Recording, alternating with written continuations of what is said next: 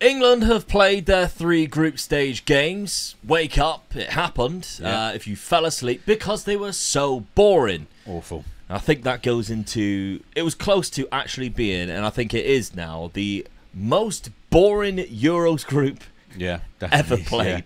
Yeah. I mean, we always do the same in the group stages, and I don't want to sound like the players, you know, we're top of the group, we've gone through and all that. It was awful. Absolutely. When you think of the crop of players that we've got, we should have won that group comfortably. 3 games out of 3. Not drawn 2 and won 1. Yeah. So, yeah. I mean, we were 1 Serbia goal away from the group stages being all the games being draws with everybody scoring the same amount of goals when they played against us, if they'd scored and made it 1-1.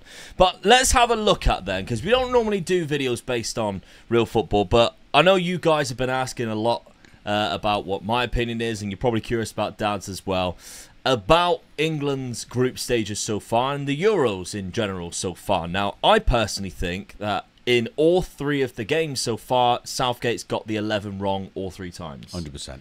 I think the first 2, I think it's a gamble going into it, playing Trent in the midfield when it is like something that you're testing and trying to work. You don't go into a tournament unless you've got something secure there. No. And I don't think Trent gave us enough in the friendlies or in the qualifiers in a centre midfield position for us to go, that's what we should be playing. One of the comments that he came out with was he was going to put him in because he gives us something different. And he did say, he said he is the best passer of the ball in the Premier League. Yeah. Well, if you watch Trent play for Liverpool, he plays a lovely ball to the left wing. Yeah, yeah. We ain't got a left winger. We ain't got a left-footed player in the team. So why we even think about playing that? Yeah. And he usually does that from a right midfield going into space, or right back going into space that a centre midfield has left. Yeah. You can't do that when you're receiving the ball on the half-turn because you'll be impressed. And he isn't very good at being impressed. We know that from Liverpool. No. He makes mistakes. So I think the first 2 games, that was definitely a mistake. But then the third, to replace him with Conor Gallagher, who offers you nothing in terms of creativity, and instead just gives you like legs, which I think, to be honest, our team doesn't lack that. No, we don't. No, we don't lack that at all. That's one of our main strengths. I think is the amount of legs that we've got in terms of because one of the things I think the work rate in the 3 games has definitely been there. You cannot knock the work rate. It's the bravery that I'm concerned with, and the lack of creativity. There's nobody that was in the starting 11 of the first 3 games that I thought, all right, they're really going to open them up and continue to open up the opposition. You have people that go in and out of spells. I think Saka was done it one. The first 30 minutes of the first game. Yeah. Well, and you like to think Jude obviously can do that. He's been off it the last 2 games, especially. The first game he was sublime. We haven't seen him the second 2 games. No. No. Foden has just been, he definitely doesn't want to play on the left. For somebody who's left-footed, the amount of times he cuts back on his right. I mean, I've watched the 3 games you've watched, and when he has played out on the left, like you say, he just, as soon as the ball comes to him, he cuts in and he goes across the goal. You want him to be doing that on the right-hand side. Yeah. Because that's what he's good at for Man City. Why is Southgate playing a player out of position? If you can't put him in his favourite position, then don't put him in the team at all. Yeah. You know, you bring him on as a sub. If Saka's not playing very well, you bring him on. Or a Palmer lot of the criticism of when the England side had that golden generation from like 2002 to 2006 was, we were trying to shoehorn too many good players into positions that they don't naturally play. This is exactly what we have done 100%. Here. I mean, I think it's honestly unforgivable, and I cannot stress this enough, that in a 26-man squad, he's took 1 left back who's not even fit. Yeah. That, for me, you should be sacked on the spot for that. 100%. We are 26-man squad. You've never been able to take more players, and you cannot take a fit left back. Yeah. I just think the 3 games that we've played, we are so unbalanced, and it stands out like a sore thumb. Yeah. I mean, any manager comes up against us, all you got to determine and say, right, they're not going to go down our left flank, so you just put more players into the middle to stop them from coming across the pitch, because that's exactly where they're going to go. As soon as Foden gets the ball, his normal reaction is just to come straight inside in it. Yeah. So he come in right back into the midfielder again. You're just asking for trouble. We haven't got anybody going past them, so why are we doing this? You know, any manager sort of like, just right, they're not going to do that. We're going to come inside. And if we go 1-0 down, don't worry about it, because they'll defend. Yeah. And that's exactly what they do, isn't it? Mm-hmm. You know, we just sit back there and we go, we're 1-0 up. No, you're not going to beat us now. instead of like having a right go at them. I think we came into this tournament and it was quite hilarious, really, because I think the media was talking about it, pundits, content creators talk about it, people on Twitter, just your average Joe football fans were all saying, like, we're going into this tournament with a very bad defence, but what we do have is probably 6 of the best attacking threats in world football, and we have scored 2 goals. Yeah. Barely looked like we're going to score a third, to be honest. I mean, even the game against Slovenia, we had one good opportunity where Gallagher should have headed it and Kane just couldn't get to it. We didn't really have another opportunity after that. And it's our defence that's looked solid. And yeah. I know it's like defensive looks solid. We haven't really looked like conceding a goal. But to be fair, the other 3 teams in our group have also all been terrible. Well, none of them have looked good. I think all 3 teams have decided to play against England with everybody beyond the ball. Yeah, and take a draw. Because they've seen how Iceland got the win. Yeah, and take the draw, and if you get breakaway against us, and score against us, that's a bonus for them.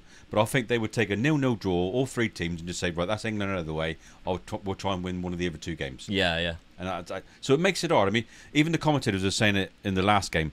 It'll be interesting to see how England play when you've got a team that will open up against you and go past you and trying. Then it leaves the gaps for Bellingham to run into, Foden to run into, and so it leaves those gaps in that we're not getting at the moment. Yeah, so it will be interesting to see what it'll be like when you're playing against a different caliber of team. But I still think we're going to have to break these teams down. Yeah, Southgate should be looking at it and go, we know that's what they're going to play against us. He knows it. So we should be looking at something different then and saying to the players, let's have a go. Well, play free it back. That's what I'm like looking at and going, what is, Gareth Southgate is a fully qualified coach. Whether you deem him to be qualified enough to take the England job or not, he's done coaching badges, which suggest he knows what he's talking about. However, he is the only person on the planet that I've ever heard who suggests that their style of play and the team that they're picking should be the one to be played. You listen to any pundits, you listen to your mates down the pub, me, you, anybody, other content creators are all saying the opposite of what he is doing should be done. Yeah. We shouldn't be playing Trent in... Well, a lot of people...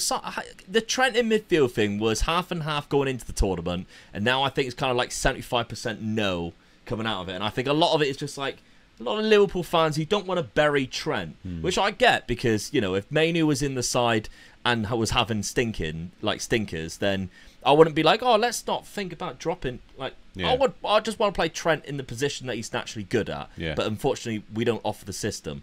But what is his coaching staff and what is he seeing to suggest in that third game go, Conor Gallagher's the one we need to do in there?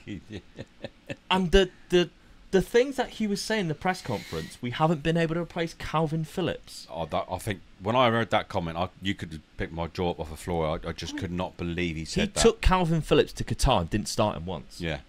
So, and we haven't been able to replace him. What was that then? Did we need to replace him then, did we? Because he didn't play. I mean, half-time, he made the right decision. Let's ask some West Ham fans whether they thought he was good. Exactly. Half-time, he made the right decision. He pulled off Conor Gallagher and put on Kobbie Mainoo. Straight away, we can see Kobbie Mainoo getting on the ball. There was little intricate passes. It didn't work for the fact that I thought Saka and Kane were already having a bad game. So anytime they were doing triangles there, where usually when they are on form, you'd see an overlap and a play ball through to then have a cross cut back on the byline, that just didn't work. No. But Kobbie Mainoo was actually giving us the option for that to be a possibility to work. Yeah. Conor Gallagher wasn't. No. Whenever you've seen Conor Gallagher without the ball, he'd run straight forward and then stop at the defender and then turn around and run back to his position. Yeah. Never offering a little pocket of space to then go on the half turn, kind of like what Kobbie Mainoo was doing. So I think already he might have seen that and go, oh, actually Kobbie Mainoo's probably the guy that we might want to start. I wouldn't have done that either way. I would have had Jude drop into centre mid, Foden in the 10, and I'd be sticking a young Anthony Gordon out on the left. 100%. Who in the 2 minutes that he came on created more chances than Phil Foden did. Yeah. In 3 games? Yeah, probably, yeah. I mean, that little chop in the inside, smash it up to Kobbie Mainoo, the little flick to Harry Kane, which he went to Cole Palmer. In hindsight, it might have been better for him to take a shot or even give the ball back to Kobbie Mainoo because Palmer's shot was awful. But that was set up from it still looked like Anthony Gordon. Yeah, at least we've done something about it. And obviously the was the first play one down the I've seen the left-hand goalkeeper. side, Anthony Gordon, was a good cutback. Yeah. There was just nobody there. Yeah.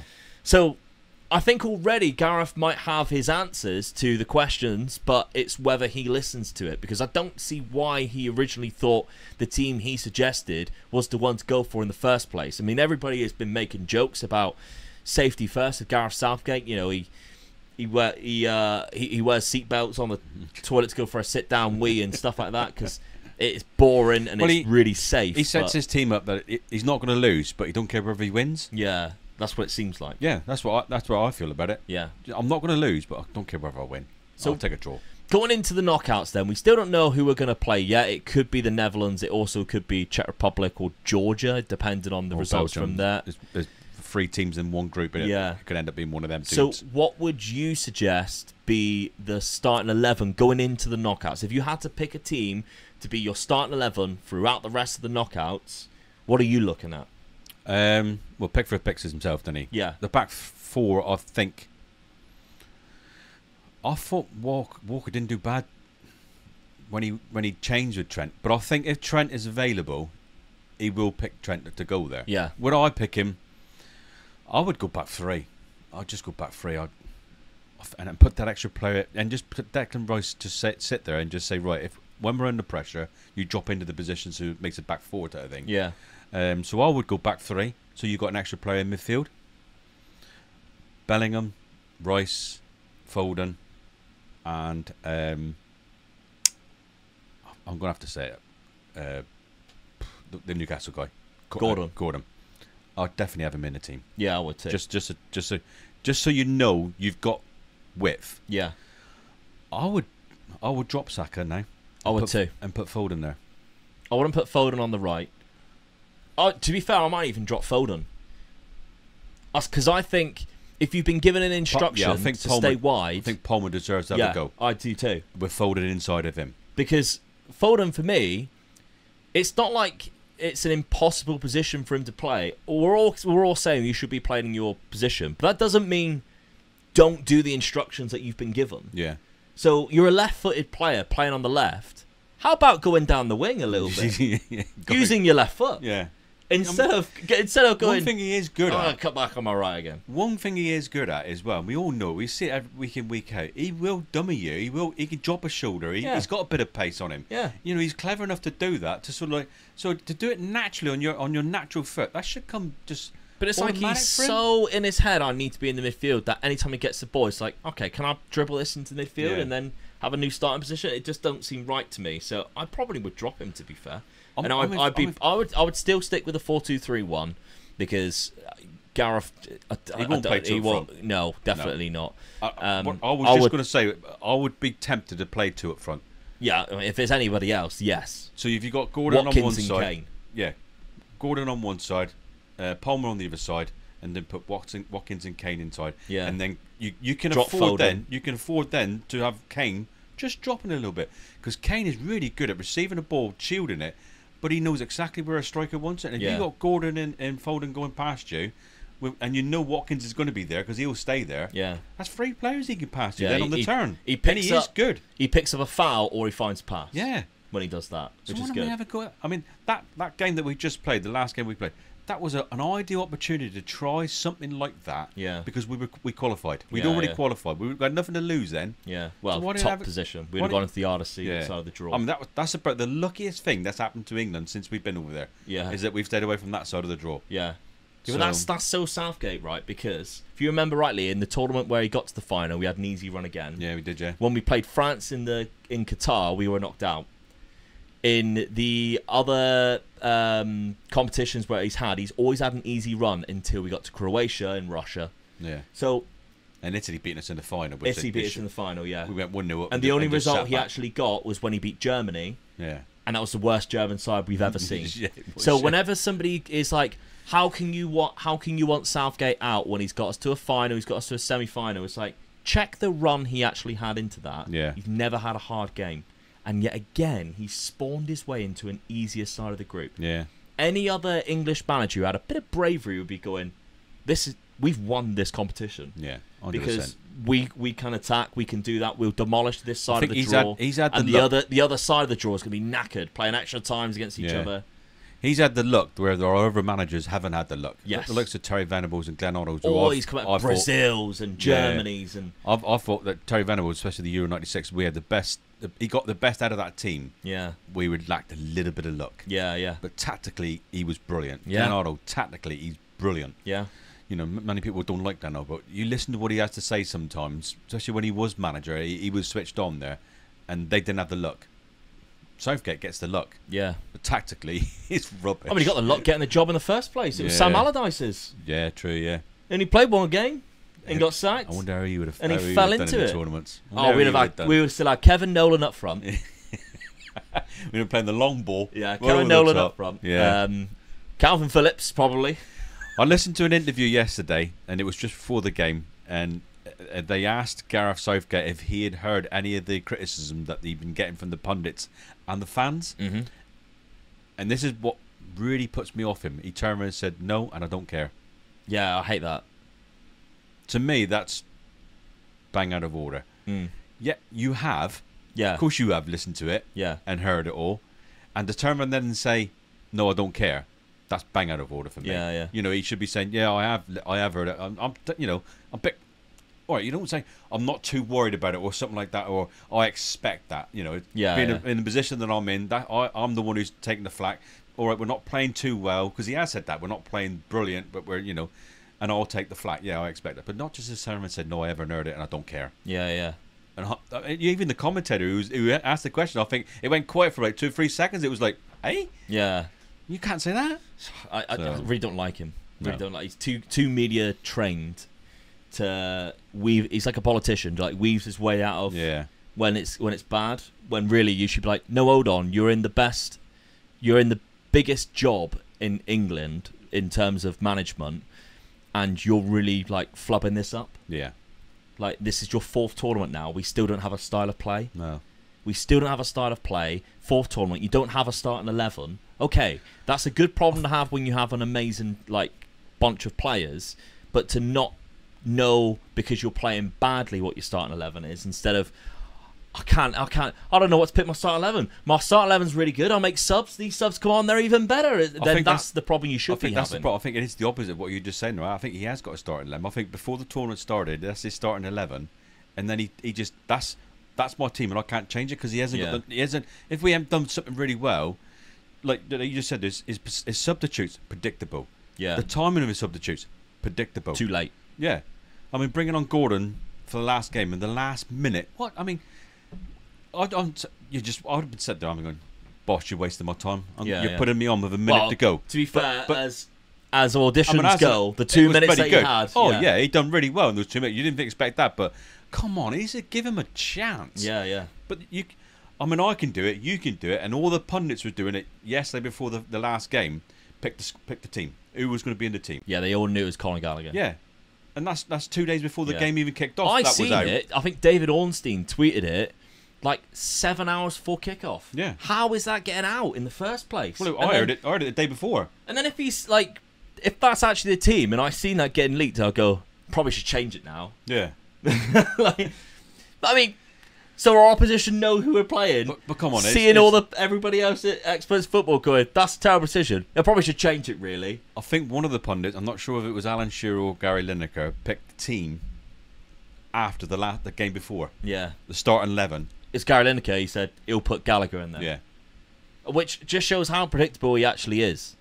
He's got a team, and that starting 11 will be the same team, almost the same team, apart from injuries. Yeah. That start every single game. I think it will too. Yeah. I don't think he has the bottle to change it. No.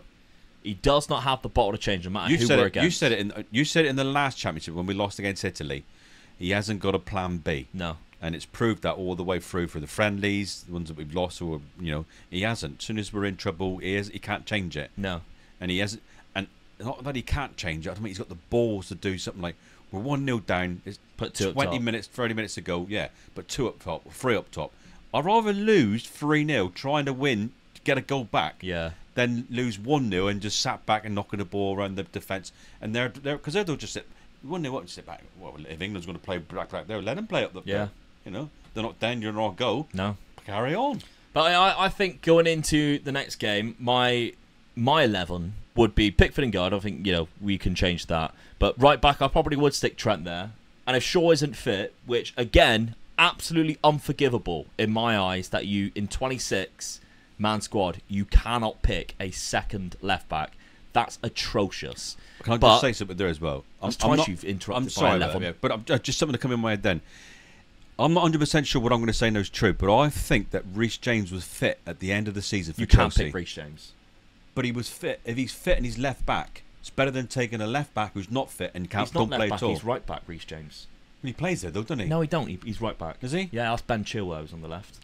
Might have been Ben Chilwell I'm thinking about then. Yeah. Who's fit so then? Right back I'd have Trent, and if you can't get Luke Shaw, I would stick Kyle Walker there, because the pace of Kyle Walker is good enough to keep you occupied down that left. And also I think because of my left midfielder being Anthony Gordon, Kyle Walker's the perfect person to have a covering him. Yeah. If you're saying to Anthony Gordon, I want you to take risks. Because to cover you behind, Kyle Walker is one of the best in the world. Yeah, definitely, yeah. So I think having Kyle Walker on the left, covering... Because Trippier isn't. Trippier is not a covering right back. No. Trippier is somebody, like a Trent, you want on the ball, not off it. He is not good tackler. For Newcastle, so I would he does a lot of overlaps. Yeah, exactly. I would have Gordon on the left with Kyle Walker behind him, and then in midfield, if you're going to stick with Jude, you're going to have to sort him out. But to be honest, if he dropped Jude Bellingham, that I don't think too many people would be going, what are you doing? Because the last 2 games he's been so bad. And I didn't realise he was on the pitch. No, I'd put Mainu and Rice in that midfield. In front of them, it's a difficult one in front of them, because it's then do you stick with Bellingham there? Do you put Foden there and see what you can do in the 10? Or do you put a Cole Palmer in there and put Saka on the right? I would still put Cole Palmer on the right, because I think Saka's been worse, and take him off. And the other interesting one is Harry Kane. Yes, he scored in the Denmark game, but he's done nothing else since. But what I will say is the players on the pitch around him have not been trying to give him the ball until the last 5 minutes of that last game, when you actually see some people like Gordon, like Cole Palmer, actually trying to find him and trying to give him the thing. And I would sit Gordon down and Cole Palmer down and go, look, I've been unfair to you two. You've had no game time whatsoever in the groups. Gordon, I gave you like 2 minutes, and you did loads to me in that 2 minutes. Now, to say sorry, I'm going to start you in the next game, but I want you to do me a favour. I want one of you to at least get me, Harry Kane, a goal. Yeah. Because at the minute, we need him confident, and when Harry Kane scores goals and he's confident, you benefit from that. And if you can't do that, you stick Ollie Watkins on. Harry Kane scores his goals inside the 18-yard box. Yeah, it's no good him dropping all the way back. I think one of the games in the tournament already, he had 1 touch inside the penalty area. Yeah.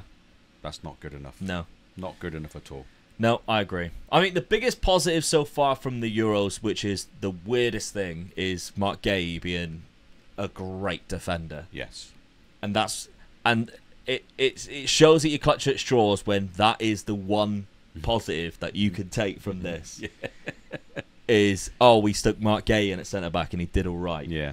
But you're still thinking in your head, you probably should have took Jared Brantwaite to play left-back. 100%. You probably should have, and it's just one of those things. He's got to be sat right at home thinking, why ain't I there? You're no left-footed player in that team. Yeah. And you're so unbalanced. Why wasn't I there? That's the trouble. Every time the ball goes to the left, it's chopped back then to pass it backwards, because nobody wants to make the forward run. You look at when Luke Shaw does play and when he's fit. We scored the goal in the Euros final against Italy because he played a ball down the left with his left and carried on running. Yeah. And just keeps going. But they're not going to do that. No. So whoever we get in the next round, let us know what you would play in your starting 11. Who would you drop? Who would you start? We give you our opinions. We'd like to know yours too.